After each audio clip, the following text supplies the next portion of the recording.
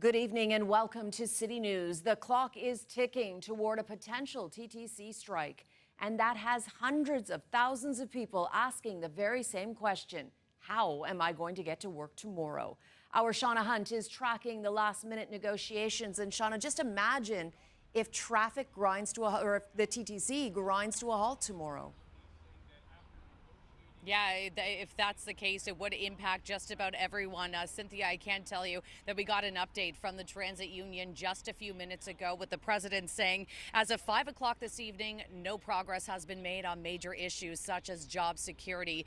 The statement goes on to say that the union will be moving forward with strike action just after midnight. Now, we've also confirmed that the two sides will remain at the bargaining table until the deadline. We know that things can change in these situations, but at this point, things are not looking good.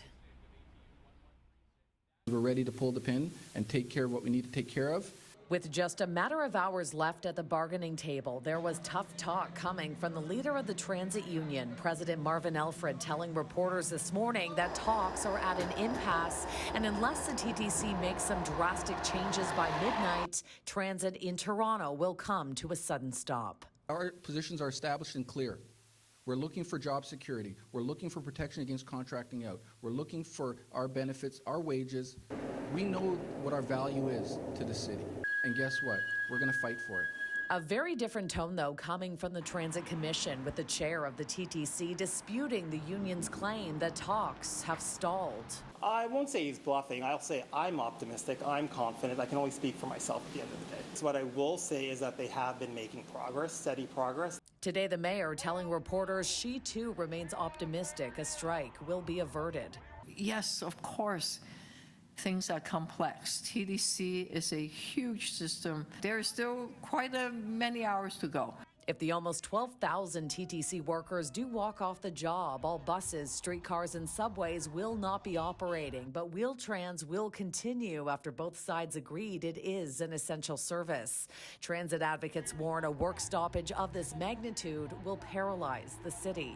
The stakes of this strike are so high for TTC users. People cannot afford to lose a day of work. They cannot afford to take taxis and Ubers. They can't afford to miss important medical appointments. TTC moves working class of Toronto, and every public service, every business is going to be affected by this. Traffic is going to grind to a halt with so many more vehicles. This is going to impact everyone. The last transit strike was back in 2008. It only lasted 48 hours after the then Liberal government passed back-to-work legislation. It's possible the Ford government will do the same, but at this point, it's all wait and see. Well, let's first, that's hypothetical. Let's first hope and pray that they don't go on strike. I don't want to speculate. I'm laser focused on hoping that both parties land this deal. Now, for the last 14 years, TTC workers were not allowed to strike after former Mayor Rob Ford fought to have the service deemed essential. And it was just last year when the court struck down that designation once again as unconstitutional, once again opening the door for strike action.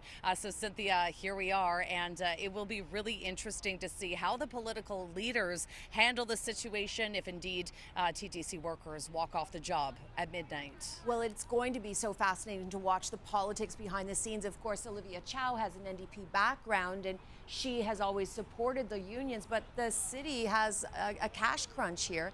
As for Doug Ford, there are reports that he'll only legislate back to work if Mayor Chow asks him to. That puts all of the onus on her. So, Shauna, wear your running shoes. You may need them tomorrow.